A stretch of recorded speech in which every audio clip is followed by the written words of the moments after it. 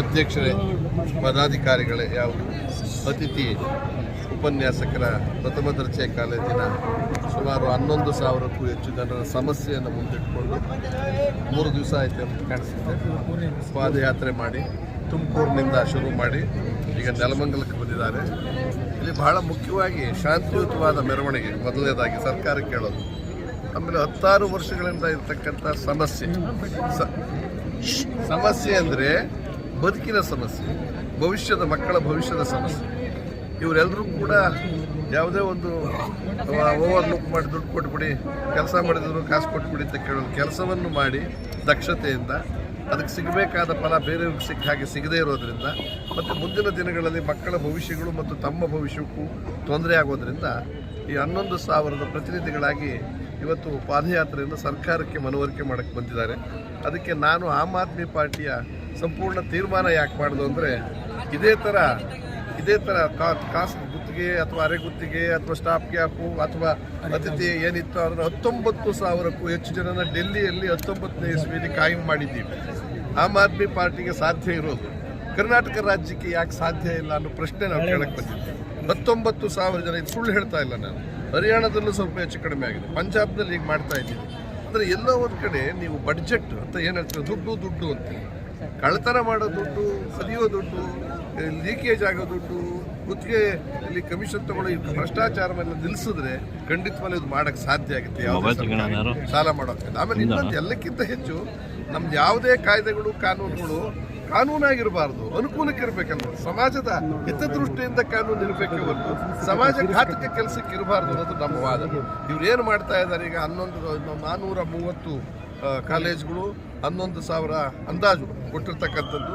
ಇದು ನೋಡಿ, ಇನ್ನೂ ಒಂದ್ಸತಿ ಎಲ್ಲೋ ಕಡೆ ಸುಪ್ರೀಂ ಕೋರ್ಟ್ನಲ್ಲೂ ಆದೇಶ ಆಗಿದೆ, ಇಲ್ಲೆಲ್ಲ ಕಾಯಿ ಮಾಡಿಸ್ಬೇಕು ಅಂತ. ಯಾವುದೋ ಒಂದು ಕರ್ನಾಟಕ ಮತ್ತು ಉಮಾದೇವಿ ಪ್ರಕರಣದಲ್ಲೂ ಕೂಡ ತೀರ್ಮಾನ ಆಗಿದೆ. ಇದಲ್ಲದೆ 1982, 1992, 1996, 2003 ಕೂಡ ಈ ಥರದ ತೀರ್ಮಾನಗಳನ್ನು ಮಾಡಿ ಕೊಟ್ಟಿದ್ದಿಲ್ಲ ಅನುಕೂಲಗಳನ್ನು. ಅಂದರೆ ನಮ್ಮ ಹತ್ರ ದಾಖಲೆ ನಿದರ್ಶನಗಳಿದ್ದಾವೆ ಅಲ್ವರ. ಅದಲ್ಲದೆ ಬೇರೆ ಥರದ್ದು ಕಿತ್ತೂರು ರಾಣಿ ಚೆನ್ನಮ್ಮ, ಆಮೇಲೆ ಮೊರಾರ್ಜಿ ದೇಸಾಯಿ ಶಾಲೆಗಳು ಇವಕ್ಕೆಲ್ಲ ಕೊಟ್ಟಿದ್ದೀವಿ. ಇಲ್ಲಿ ಯಾಕೆ ನಿಮ್ಮದು ಮೀನಾಮೇಷ ಅಂತ ಅಂದರೆ, ಇವತ್ತಿನ ಸರ್ಕಾರದಲ್ಲಿ ನಿಮ್ಮ ಮಾನ್ಯ ಮಂತ್ರಿಗಳಿಗೆ ಮತ್ತು ಮುಖ್ಯಮಂತ್ರಿಗಳಿಗೆ ಬೇಡ್ಕೋತಾ ಇದ್ದೀನಿ ನಾನು ಇವ್ರ ಪರವಾಗಿ.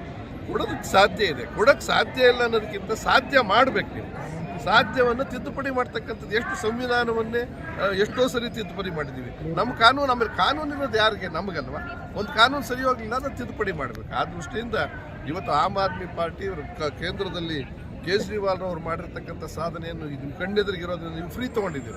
ಕೇಜ್ರಿವಾಲ್ರವರು ಫ್ರೀ ಎಲ್ಲವನ್ನು ಕಾಪಿ ಮಾಡಿ ಇವತ್ತು ಅಧಿಕಾರಕ್ಕೆ ಬಂದ್ರಲ್ಲ, ಇದನ್ನು ಮಾಡಿ. ಕೇಜ್ರಿವಾಲ್ರವ್ರು ಕೊಟ್ಟವ್ರು 19,000, 11,000 ಕೊಡೋಕ್ಕೆ ನನಗೇನು ಕಷ್ಟ ಆಗಿದೆ ಅಂತ ಮಾಡಿ ದೊಡ್ಡವರಾಗ್ತೀರಾ. ಆಮೇಲೆ ದೊಡ್ಡ ಹೆಸರು ಬರುತ್ತೆ ನಿಮ್ಗೆ. ಇವತ್ತಿನ ದಿವಸ ಏನಿದೆಯೇ ಒಬ್ಬ ನೇತಾರ ಅಂತ ಅದಕ್ಕಿಂತ ಹೆಚ್ಚು ಚಾಪ ಆಗುತ್ತೆ. ಅವೆಲ್ಲಕ್ಕಿಂತ ಇವ್ಯಾವುದೂ ಹೋರಾಟ ನಿಮಗೆ ಹೆಸರು ಬರೋದಕ್ಕಲ್ಲ, ಇವರ ಬದುಕು ಭವಿಷ್ಯದ ಬಗ್ಗೆ ಭಾಳ ನಾನು ಯೋಚನೆ ಮಾಡ್ತಾ ಇದ್ದೀನಿ. ಹಾಗಾಗಿ ಬೆಂಗಳೂರು ತನಕ ಯಾವುದೂ ಅಹಿತಕರ ಘಟನೆಗಳು ನಡೀದೇ ಇರೋ ರೀತಿಯಲ್ಲಿ ಮೆರವಣಿಗೆ ನಡೀಲಿ. ಪೊಲೀಸ್ನವರನ್ನು ಮನವಿ ಮಾಡ್ತೀನಿ, ಇದು ಯಾವುದೇ ಒಂದು ದರೋಡೆ ಮಾಡೋಕ್ಕೋ, ಕಳ್ಳತನ ಮಾಡೋಕ್ಕೋ, ಮೋಸ ಮಾಡೋಕ್ಕೋ ನಾವ್ಯಾರೂ ಬಂದಿಲ್ಲ. ನಮ್ಮ ಹಕ್ಕೊತ್ತಾಯಕ್ಕೋಸ್ಕರ ಬಂದಿರೋದ್ರಿಂದ ಈ ಮಠದ ಆಶೀರ್ವಾದ, ಸಿದ್ಧಗಂಗಾ ಮಠದ ಆಶೀರ್ವಾದವು ನಮಗಿರೋದ್ರಿಂದ ನನಗೇನು ನಿನ್ನೆ ದಿವಸ ನನಗೆ ಸಂತೋಷ, ಅಭಿನಂದಿಸ್ತೀನಿ. ಹೊರಟ್ಟಿಯವರು ಇವತ್ತು ಅಪ್ಪರ್ ಹೌಸಿನ ಚೇರ್ಮನ್ನು, ಅವ್ರಿಗೆ ಇದು ಬಹಳ ಮಾಹಿತಿ ಇದೆ. ಯಾಕೆಂದರೆ ಹಿಂದೆ ಅವರು ಎಜುಕೇಷನ್ ಮಂತ್ರಿಗಳು ಆಗಿದ್ದರು ಮತ್ತು ಇದ್ರ ಗ್ರ್ಯಾಜುಯೇಟ್ ಕಾನ್ಸ್ಟಿಟ್ಯೂನ್ಸಿ ಗೆದ್ದಿರ್ತಕ್ಕಂಥವ್ರು. ಆದ್ದರಿಂದ ಇವೆಲ್ಲವೂ ಕೂಡಿ ಬರುತ್ತೆ. ಮಾನ್ಯ ಮುಖ್ಯಮಂತ್ರಿಗಳಲ್ಲಿ ಮತ್ತು ಮಂತ್ರಿಗಳಲ್ಲಿ ನಾನು ಮನವಿ ಮಾಡ್ತೀನಿ, ಪತ್ರವನ್ನು ಬರಿತೀನಿ. ನಾಳೆ ನಿಮ್ಮ ಕಾರ್ಯಕ್ರಮ ಅಲ್ಲಿ ಸೇರಿದಾಗ ಬಂದು ಸುದೀರ್ಘವಾಗಿ ಮಾಧ್ಯಮದ ಮುಖೇನ ಮುಖ್ಯಮಂತ್ರಿಗಳಿಗೆ ತಲುಪಿಸೋಣ ಅಂತ ಹೇಳಿ, ಈಗ ಸುಸೂತ್ರವಾಗಿ ನಿಮ್ಮ ಆರೋಗ್ಯ ಎಷ್ಟು ಇಕ್ಕಟ್ಟಾಗಿದ್ದರೂ ಕೂಡ ಆ ನೋವನ್ನು ಅನುಭವಿಸ್ಕೊಂಡು ಕೆಲವರು ಬಂದಿಲ್ಲದೆ ಇರ್ಬೋದು, ಎಲ್ಲರೂ ಪರವಾಗಿ 11,000 ಜನರ ಪರವಾಗಿ ನೀವು ಮಾಡ್ತಿರೋ ಕೆಲಸ ಯಶಸ್ಸನ್ನು ಕಾಣಲಿ ಅಂತ ನಾನು ಭಗವಂತನಲ್ಲೂ ಪ್ರಾರ್ಥನೆ ಮಾಡ್ತೀನಿ ಮತ್ತು ನಾವು ಕೈ ಜೋಡಿಸ್ತೀವಿ ಅಂತ ಮಾತನ್ನು. ಧನ್ಯವಾದ. ನಡ್ರಿ ಹೊರಡೋಣ.